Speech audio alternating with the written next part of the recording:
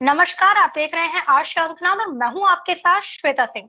26/11 एक ऐसा हमला जिसने सिर्फ मुंबई ही नहीं बल्कि पूरे हिंदुस्तान को दहला दिया। हिंदुस्तान का बच्चा-बच्चा सिहर उठा है, खूनी तांडव वो देखने को मिला और आज इसी मुद्दे पर हमारे साथ खास प्रोग्राम में मौजूद है, खास वार्ता के लिए ज़फर साहितो जी, जो कि मैं आपको बता दूं कि फाउंडर है central chief organiser J Sindh freedom movement from occupied Sindh. और आपको मैं बता दूं कि ज़फ़र जी 2017 से ही यूएसए में रह रहे हैं और आज इस खास प्रोग्राम के लिए वो बहुत सारे बड़े-बड़े खुलासे करेंगे कि क्यों आखिर आतंकवाद जो है वो थम नहीं रहा, पाकिस्तान क्यों इस तरह की गतिविधियां करता है और 26/11 मुंबई में क्या-क्या चीजें हुई, इन सभी विषयों को लेकर बहुत-बहुत स्वागत है ज़फ़र जी आपका आज शंखनाद में। जी। Thank you, Shavita ji, and Namaskar everyone. My name is Zafar Sahto. I am from Occupied Sindh, and thank you for your platform for inviting me and having me for this program. Zafar जी, मैं आपसे जानना चाहूँगी कि मुंबई हमलों का mastermind हाफ़िज़ सईद अभी भी आज़ाद क्यों घूम रहा है?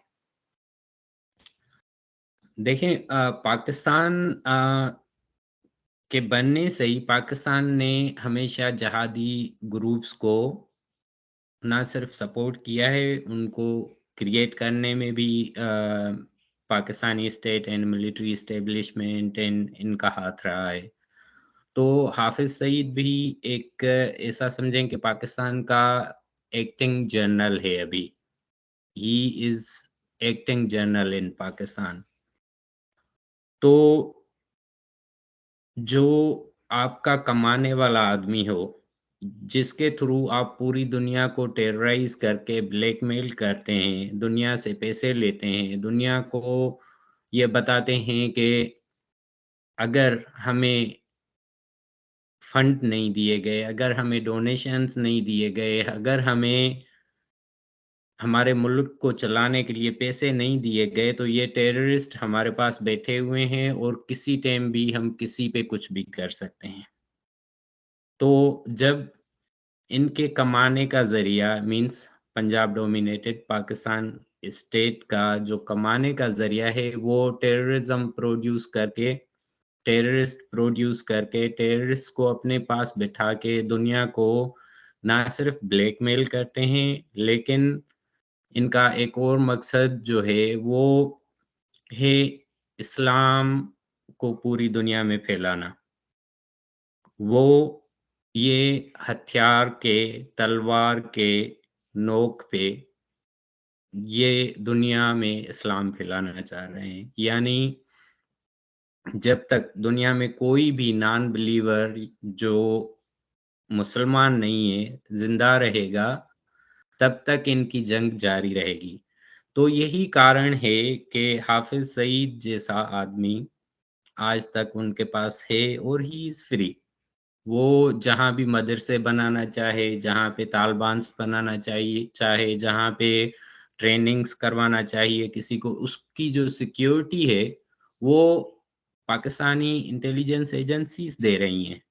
जब भी वो सिंध में आता है, जब भी वो बलूचिस्तान जाता है, जब भी वो पंजाब में होता है या केपीके में या कश्मीर में, जहाँ भी ये जाता है, उसकी सिक्योरिटी में 3-4 गाड़ियाँ होती हैं, किसकी मिलिट्री एस्टेब्लिशमेंट की, पाकिस्तान इंटेलिजेंस एजेंसीज़ की। तो आप समझ सकते हैं कि ऐसी शख्सियत के पे कोई हाथ नहीं डाल सकता। दे शोड टू वर्ल्ड दुनिया को दिखाने के लिए 1-2 मर्तबा इसको कि हमने अरेस्ट किया, लेकिन वो जब जेल में भी था, तो he was living A life of king. तो पाकिस्तान शुरू से ही सेफ हेवन रहा है टेररिस्ट के लिए और इसी वजह से उसको कोई हाथ नहीं डाल सकता। हालाँकि इंटरनेशनल कम्युनिटी ने, पूरी दुनिया ने, even United states of America ने, यूरोपीय कंट्रीज़ ने हाफ़िज़ सईद को number 1 international wanted terrorist declare किया हुआ है। लेकिन नो वन हैज़ गट्स, उसको कुछ नहीं कर सकते, कोई भी नहीं कर सकता। he is under protection of Pakistan and Pakistani state agencies. अब आपसे जानना चाहूंगी जफर जी कि क्या पाकिस्तानियों को पाकिस्तानी होने में शर्म आती है? पाकिस्तानी, मैं इसको पंजाब डोमिनेटेड पाकिस्तान कहता हूँ, जहाँ पे सिर्फ पंजाब, क्योंकि पूरी मिलिट्री जो है वो पंजाब की है, सबसे बड़ी आबादी पंजाब की है। ये कोई रेसिज्म नहीं है, लेकिन जब आपका एक बहुत बड़ा हिस्सा ऐसी चीज़ें करता है जो दुनिया में टेररिज्म हो, ह्यूमन राइट्स वायलेशन हो, जो भी हो, तो लाज़मी बात है कि आपका पंजाब का वो नाम आ जाता है। तो शर्म उन लोगों को आती है जिनको, या जिन लोगों में इंसानियत होती है। जब इंसानियत ही नहीं है, तो आपको कोई शर्म नहीं आती है। जब आप में ह्यूमैनिटी नहीं है, तो you will be not ashamed. मैं ये क्यों बोल रहा हूँ? इसलिए बोल रहा हूँ कि देखें, पंजाब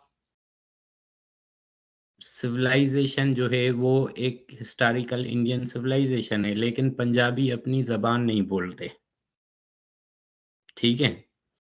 घरों में अपने ज़बान नहीं बोलते, अपने कल्चर को फ़ॉलो नहीं करते। किसका कल्चर फ़ॉलो करते हैं? जिन अरब्स ने, जिन तुर्क्स ने, जिन ईरानियों ने, जिन-जिन इन्वेडर्स ने इनको मारा, इनके एंसेस्टर्स को मारा, they are happy to follow their culture and denying their own culture. हम, जो हमारे खित्ते का कल्चर है, वो इतना रिच है, 15,000 years back, 20,000 years back, देखें तो सही कि what we are, एंड हम उन लोगों का culture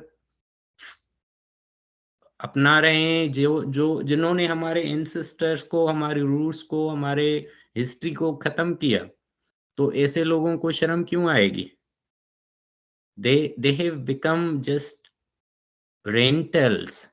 They have become just puppets, and they don't have even common sense कि हम क्या कर रहे हैं, अपनी सिविलाइज़ेशन को ख़त्म कर रहे हैं, अपनी रूट्स को फिनिश कर रहे हैं, और किसके नाम पे?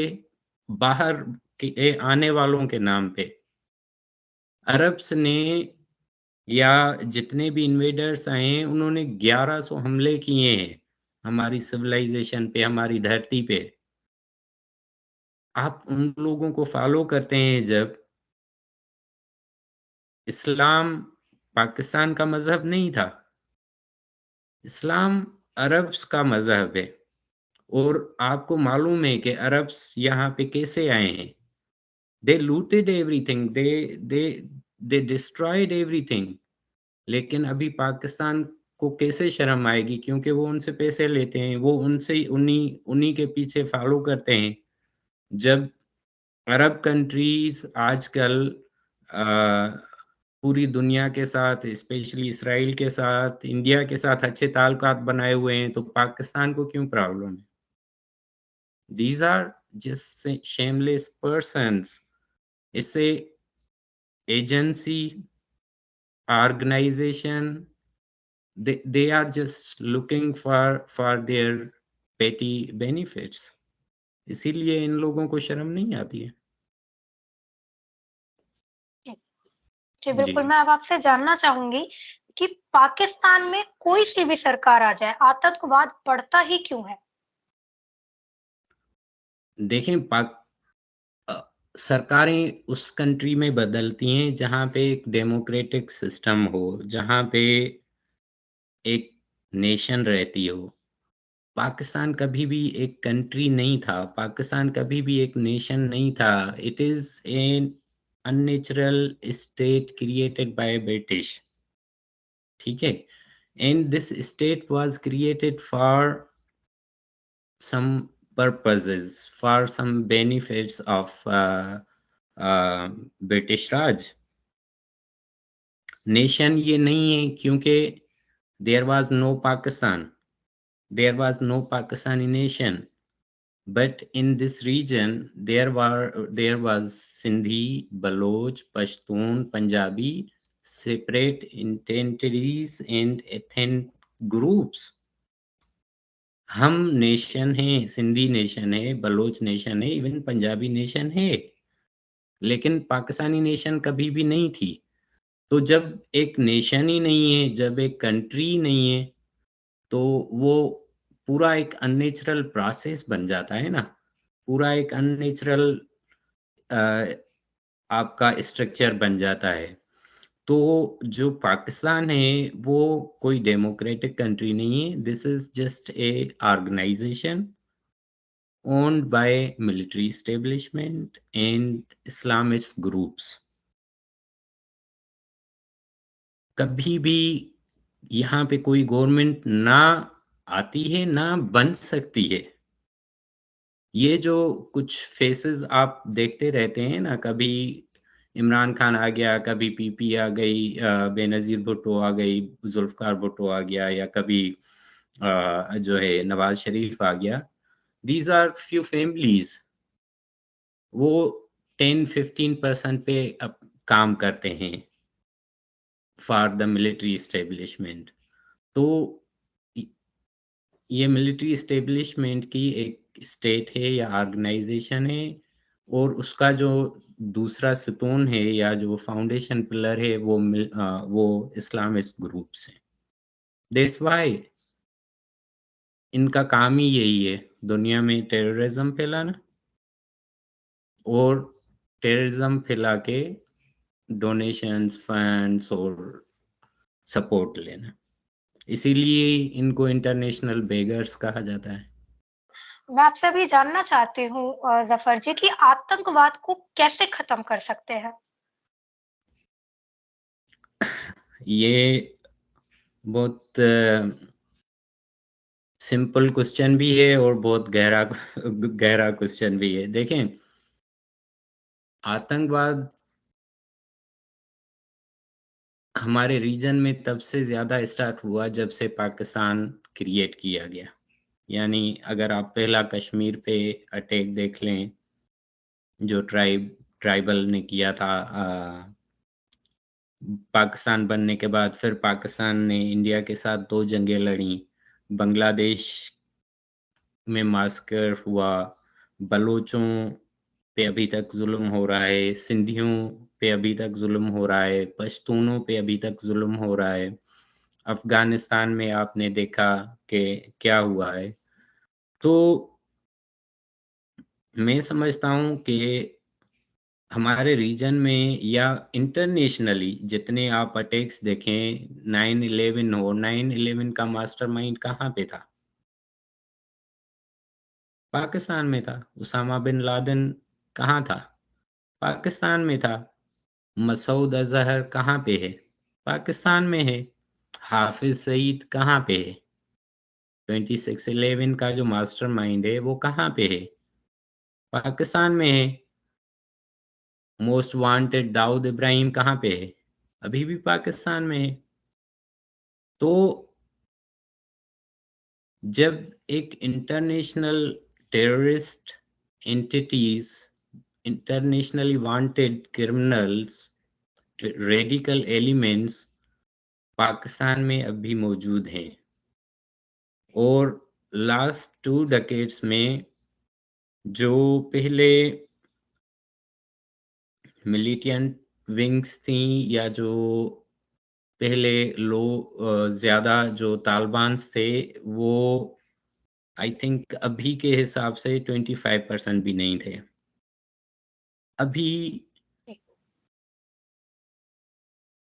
स्पेशली सिंध में इन्होंने 50,000 मदारिस बनाए हैं लास्ट 2 डेकेड्स में और ये सभी इंडिया के बॉर्डर पे बनाए हैं इन्होंने।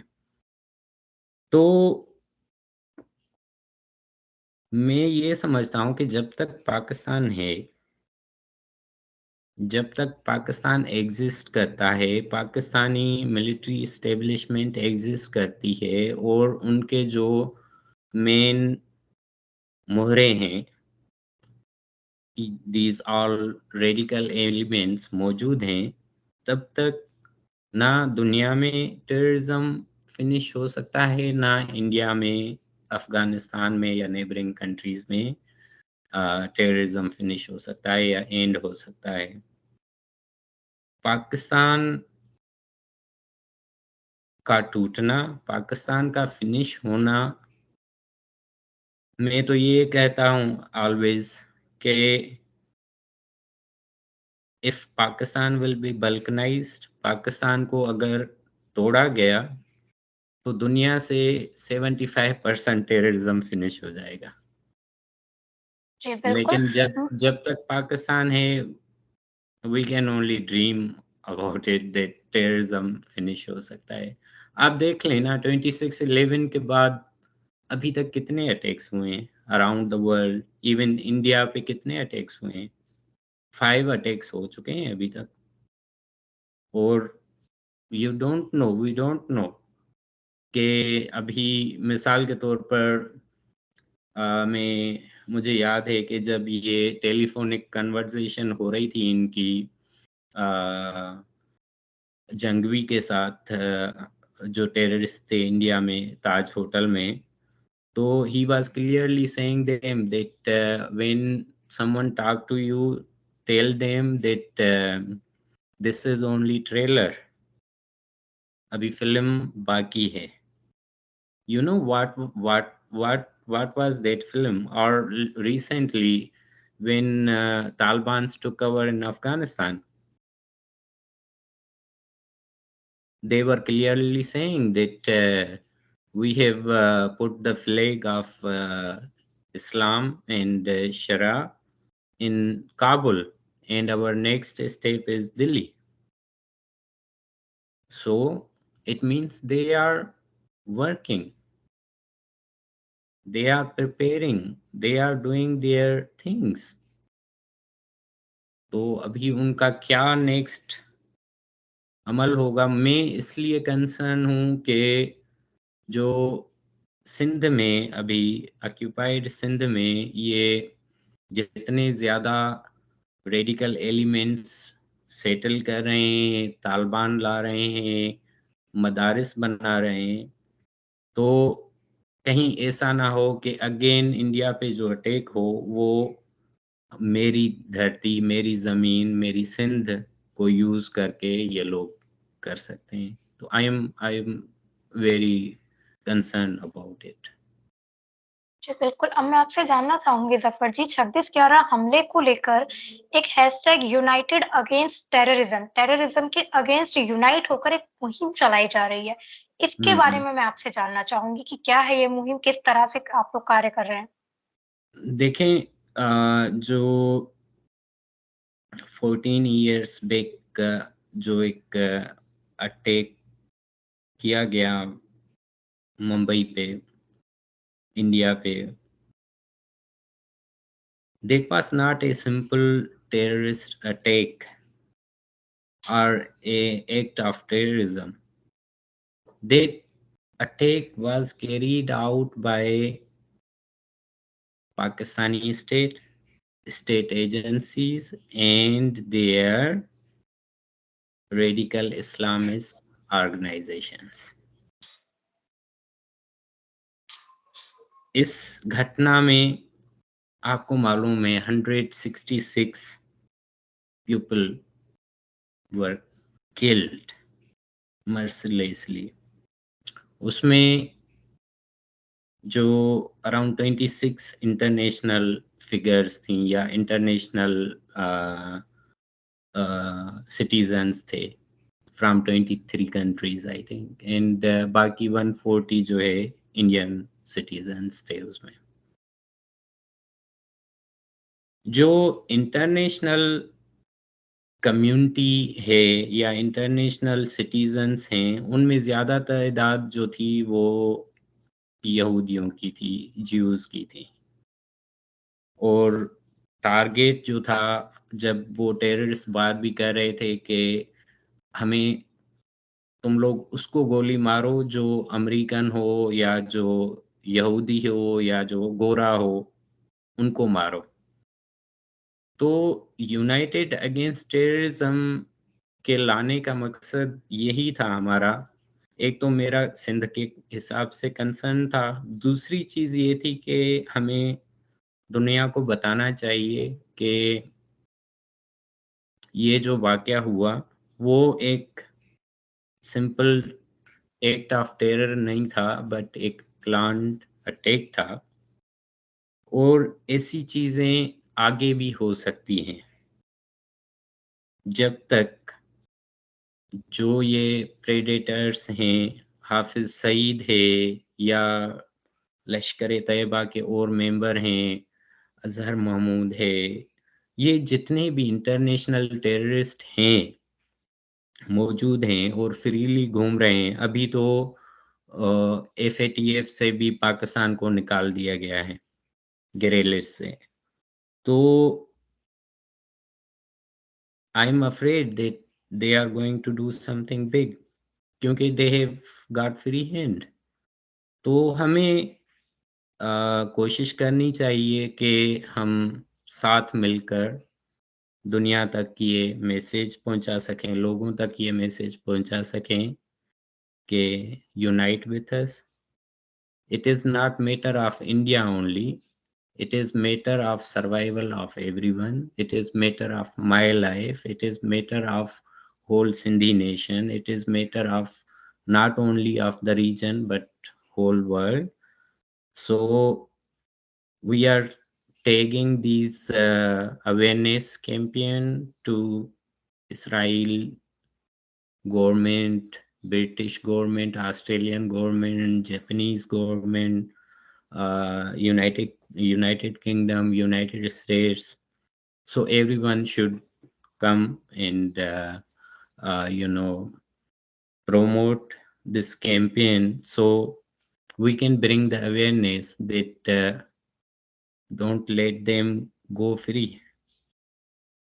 ज़्यादा रिस्पॉन्सिबिलिटी ये इंडिया पे आती है कि India has to bring Pakistan in International Court of Justice because it was not just a terrorist attack, but it was a pre-planned state attack on a sovereign nation.